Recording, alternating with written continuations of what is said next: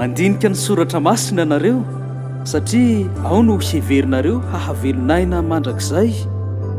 Ireo soratra masina ireo indrindra no mijoro vavolombelona manambara ahy, kanefa tsy mety manatonay ianareo mba hahavelonaina nareo. Zao any toko 5, andininy 7:70 sy 7. Mba hahatakarantsika ny tiany soratra masina ambara ary anampinantsika amin'izay dingana mila tao, dia indro zaraina reto zava-nisy manaraka ireto. Olo-malaza avy any Inde atao hoe Mahatma Gandhi dia nilaza momba fihavana kristiana manao hoe: tiako Kristy izay inonareo, fa tsy tiako ianareo kristianina.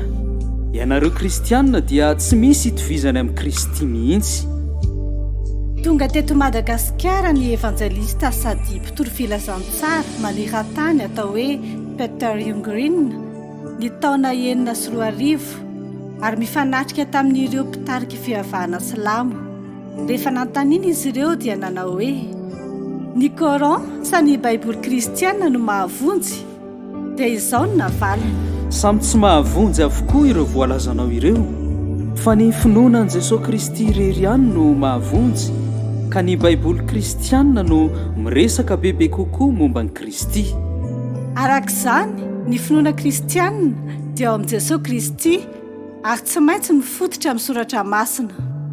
Zava-dehibe ny famakiana, ny fandiniana sy ny fandalinana ny voalazan'ny Baiboly, ary tsy maintsy hiainana sy ankatoavana nefa izany mba tsy ho lasa fombafomba ivelany fotsiny.